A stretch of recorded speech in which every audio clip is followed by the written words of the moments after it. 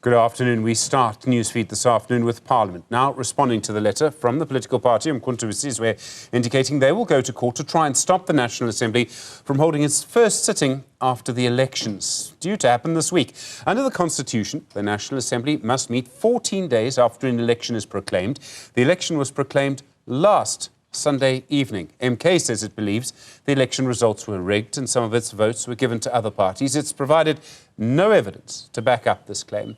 Advocate Zuraya Adhikarie is the Chief Parliamentary Legal Advisor. Ma'am, good afternoon to you and thank you for your time.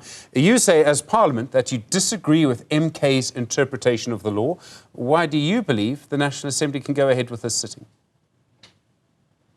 Good afternoon, Stephen, and good afternoon to your viewers. Well, let me start by referring to Section 53 of the Constitution. Section 53 is the section that makes it clear as to what a quorum constitutes. And in respect of decisions taken by the National Assembly, it requires 1/3 of its members to be present before a vote may be taken. That's apart from legislation. That's for any other decision.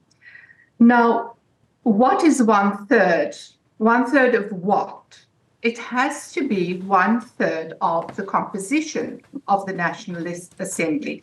And this is where Section 46 of the Constitution comes into play.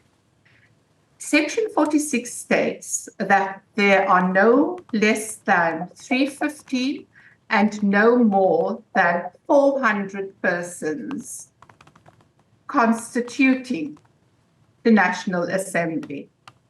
Now, this refers to the size of the National Assembly, not to a quorum. And more specifically, national legislation, which is the Electoral Act 73 of 1998, together with the Section 46, determines that the Electoral Commission, the IEC, by declaration, makes the final decision as to what constitutes the membership of the National Assembly. And this happened on the 2nd of June. So that has been decided. There's nothing more that is required in respect of what the composition is. Section 53 simply refers to the quorum that's decided, that's required, sorry. OK, so to just sum it up, MK says we won't send our MPs, they won't be there. We understand one of them may be Jabulani Khumalo. That's a subject of a separate dispute. Let's put that to one side for a moment. They say that if their MPs aren't there, then there are fewer than 350 people in the National Assembly. You say the rules of Parliament show that a quorum has only got to be 1/3. In other words, if, I suppose, around 150 odd, but less than that, turn up, then Parliament can meet, the MPs can be sworn in, and they can elect a president.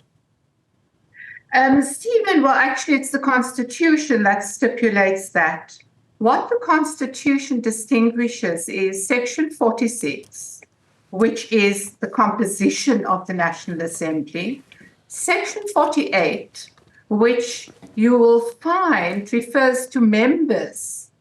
And Section 48 is the section that provides for the swearing in of members of the National Assembly. This refers to members who had already been determined by that declaration of the IEC. And then comes 53, which speaks to the quorum requirements. So there are 3 distinct sections, and when you look at the wording of the sections, it's quite evident that they refer progressively to different aspects. 46 being the composition, and as I said, that is declared. That was done on the 2nd of June. Section 48 refers to when these members, and it uses the term members, can actually start performing their duties, and that is once they had been sworn in, once they take the oath. And then we have Section 53, which is where I started to explain that once these members have taken the oath, they can perform their duty, and we require 1/3 of the full complement of the composition to constitute the quorum before any decisions can be taken. This is a process unrelated entirely to the composition. Okay. The other issue is that Umkhonto we Sizwe say that they're going to court and they believe, show that the election was rigged. Now, can they actually go to court to stop Parliament from sitting if they haven't gone to court on the election result first? In other words, they're going to court now to say Parliament should not sit, and they're saying, as I understand it, we're saying this because we will go to court to challenge the outcome of the election, not because we have gone to court to challenge the election. Well, of course, Stephen, they can go to court on any matter that they deem appropriate, but whether there's sufficient merit to warrant an interdict to prevent Parliament from fulfilling a constitutional obligation is a question that I can't answer. That is, of course, for the courts to determine, and the order in which they take the matter to court is also for the court to determine whether it is the right approach or not. Okay. What would happen if Parliament doesn't sit? The Constitution's very clear on this. It has to sit in 14 days after the proclamation of the election. I don't know if all of our political parties will have formed some kind of coalition and be able to elect a president. I mean, maybe they can, but I don't know that they will have. What happens if the National Assembly doesn't sit? I mean, the Chief Justice will call them. What happens if they don't come? What happens if there's no sitting? What happens if they can't elect a president?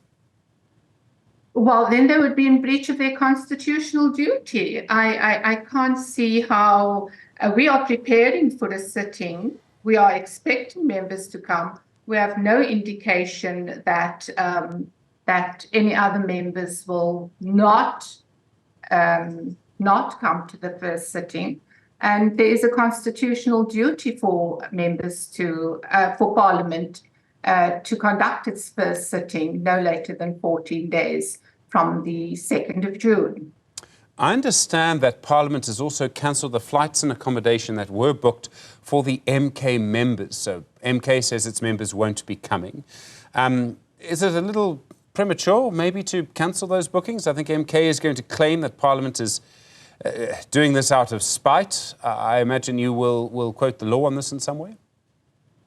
Well, you know, Stephen, we have the Financial Management of Parliament and Provincial Legislatures Act. And in terms of that act, we can't incur fruitless and wasteful expenditure. To the extent that the MK has informed us that they will not be coming, we have nothing else to base our decision on. It would be reckless for us to proceed with these arrangements of 58 members.